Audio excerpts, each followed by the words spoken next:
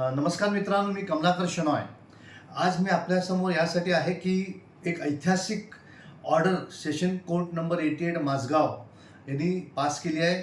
त्या जजचं मी मनापासून आभारी आहे की असेच काही जज यांच्या अगोदर एक ह्याच कोर्टामध्ये पिंगळे नावाचे जज होते. त्यांनी मला अजय मेहताच्या विरुद्ध डायरेक्ट ऑर्डर दिलेली आणि 88 कोर्टाने मला हे माझा विश्वास अजून मजबूत केलं की सत्य ही नेहमी जिंकणार आहे आणि त्याबद्दल मी त्या कोर्टाचा मनापासून आभारी आहे.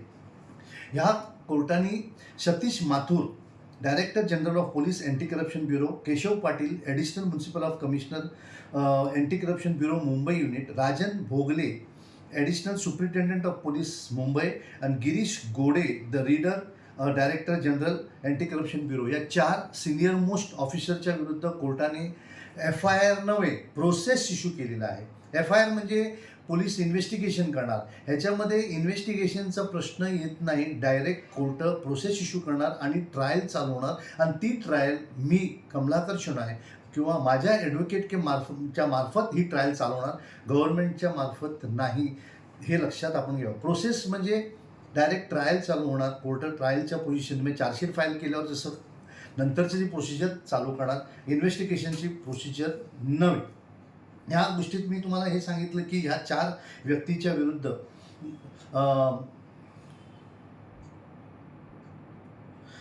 हे आपल्याला मी सांगितलं. आदेश करताना ही भूमिका अतिशय वाईट परिस्थितीत होती, कारण अँटी करप्शन ब्युरो आणि EOWचे अधिकारी हे प्रत्येक कायद्याचं उल्लंघन करतात. ज्यांच्यावर आपण विश्वास ठेवलेला आहे असे हे 2 डिपार्टमेंट म्हणजे पोलीससुद्धा अँटी करप्शन किंवा EOW या तिन्ही डिपार्टमेंट देशाच्या विरुद्ध काम करतात. कारण ज्या मोठे मॅटर्स असतात, एखाद्या मोठ्या आरोपी असतो किंवा पब्लिक सर्वंट असतं किंवा हजारो कोटीचा प्रॉब्लेम असतं, तिथे ह्यांच्यावर एवढं दबाव असतो की हे दबावाखाली चांगल्या मॅटर्सची वाट लावून टाकतात आणि FIR रजिस्टर करत नाहीत. म्हणून मी यांच्या विरुद्ध एक संदेश पाठवायचं होतं की टॉपमोस्ट IAS IPS पोलिसांना किंवा आमचे आमदार, खासदार, कॉर्पोरेटरना की यापुढे तुम्ही जर चुकीचं काम केलं तर आम्ही तुम्हाला सोडणार नाही आणि तुमच्यावर FIR रजिस्टर करून निश्चितपणे त्याला आम्ही लॉजिकल एंडपर्यंत घेऊन जाऊ. ह्या मॅटरमध्ये असं आहे की म्हाडाकडे 33/7 खाली जे स्कीम्स असतात ते जुन्या बिल्डिंगी डेव्हलपमेंट करण्यासाठी असतात आणि लोकांकडे पैसे नाही आणि गव्हर्नमेंटकडे पैसे नाहीत. म्हणून हे 33/7 खाली त्यांना एक स्कीम केलेली आहे की बिल्डर्सने बिल्डिंग बांधावे, ज्याचे FSI जे रिहॅब कंपोनंटला देतात त्याचे 50% त्यांना प्रॉफिट असतं आणि बाकीचे त्यांनी सरप्लस एरिया जे टेनमेंट म्हणून म्हाडाला परत द्यावे. हे सरप्लस एरिया ह्याचा उद्देश अतिशय छान आहे की ज्यांचे बिल्डिंगी कंप्लीट होऊ शकत नाही कारण त्या डेव्हलपमेंटमध्ये गेल्या आहेत, रोड वायडनिंगमध्ये गेल्या आहेत किंवा कुठल्याही कारणाने त्यांना ते बिल्डिंग बांधता येत नाही, त्या लोकांना तिथे घरं मिळतील. ह्या हिशोबाने चांगला उद्देश आहे. पण ह्या नालायक म्हाडाचे जे ऑफिसर्स आहेत यामध्ये कमीत कमी 25 ते 30 IAS ऑफिसर्स, त्याशिवाय त्यांचे डेप्युटी चीफ इंजिनियर्स, हे मोठे जे वरिष्ठ अधिकारी म्हाडाचे आहेत यांनी कॉन्स्पिरसी केली आहे. यांनी कॉन्स्पिरसी करून ह्या हजारो कोटीचं जे मालमत्ता आहे ती बिल्डर्सला खाण्यासाठी दिली आणि त्यांनी त्यांचा गैरफायदा करून त्याबद्दल त्यांच्याकडेही त्यांना फायदा झाल्याशिवाय म्हाडाचे ऑफिसर्स कधीच करू शकत नाहीत. आणि ह्यामुळे मी त्यांच्या विरुद्ध अँटी करप्शनला कंप्लेंट फाईल केली. अँटी करप्शनचे जे हे अधिकारी आहेत यांनी चुकीचे दस्तावेज करून FIR रजिस्टर न करता त्यांनी म्हाडाकडे हाऊसिंग डिपार्टमेंटकडे पाठवलं, आणखी कुठेतरी पाठवलं आणि जे ह्या कांडामध्ये डायरेक्ट त्यांची इन्व्हॉल्वमेंट आहेत त्यांच्याकडनं परमिशन मागितलं. तर कोर्टाने हे संपूर्णपणे दाखवलं की असं कसं काय तुम्ही जे आरोपी आहेत त्यांच्या विरुद्ध तुम्ही कसं काय हे केलं आहे. तर हे बघा, ह्याच्यामध्ये कोर्टाने असं म्हटलं आहे, however the respondents awarded their responsibility and duty and chose to take opinion from the principal secretary housing department. The MHADA officials are working under the housing department, then how principal secretary of the government of Maharashtra will give his opinion to prosecute the officers working under him. म्हणजे conflict of interest झालं आणि कायद्यात अशी तरतूदच नाही आहे की opinion घ्यावं, अशी कुठेही तरतूद नाही आहे आणि तरीसुद्धा ह्या लोकांनी ही केलेली आहे.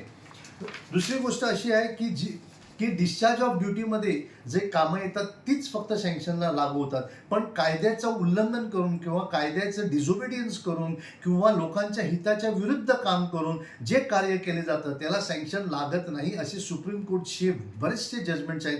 त्या कायद्याचंही उल्लंघन करून अँटी करप्शन ब्युरोने ह्या 25 ते 30 IAS ऑफिसर्स जे डायरेक्ट आरोपी आहेत त्यांच्या विरुद्ध त्यांना वाचवण्याचा प्रयत्न केला.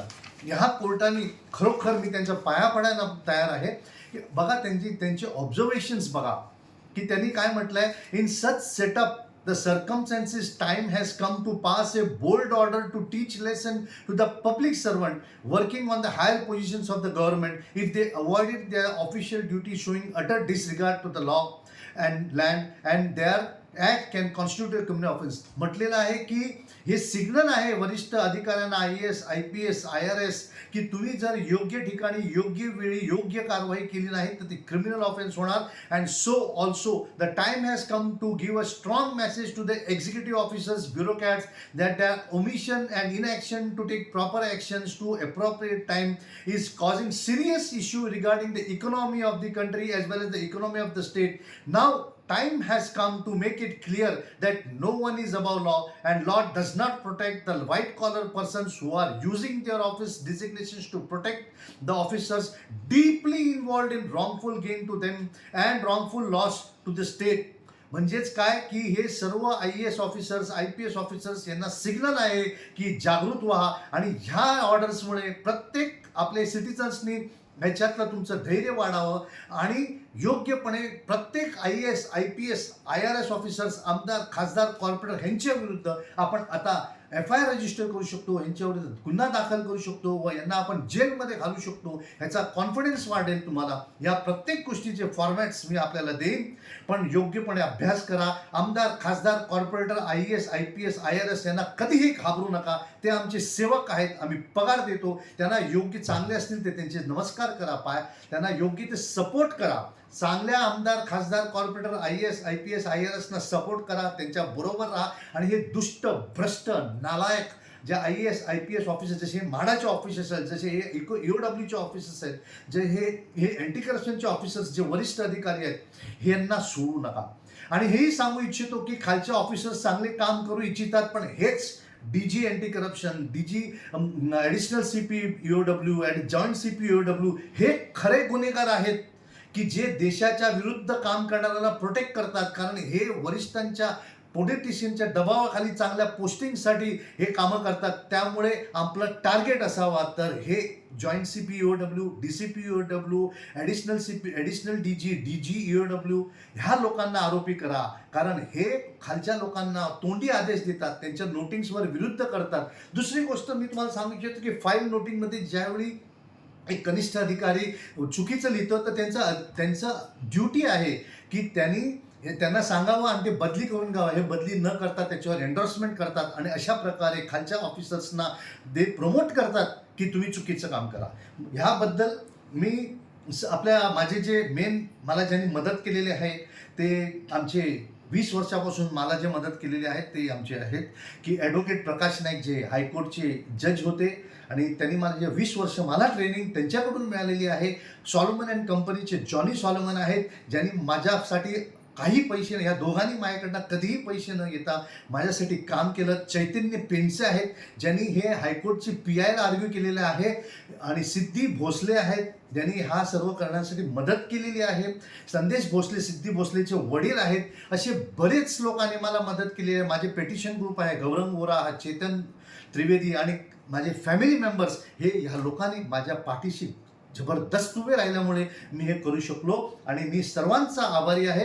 आणि आपणही असंच ह्या गोष्टीतून ज्ञान घ्यावं आणि भ्रष्ट अधिकाऱ्यांच्या विरुद्ध योग्य ती कारवाई करून त्यांना जेलमध्ये घालण्याची संपूर्णपणे आपण तयारी करू आणि या देशाला, या महाराष्ट्राला आणि या मुंबईला वाचू. जय हिंद.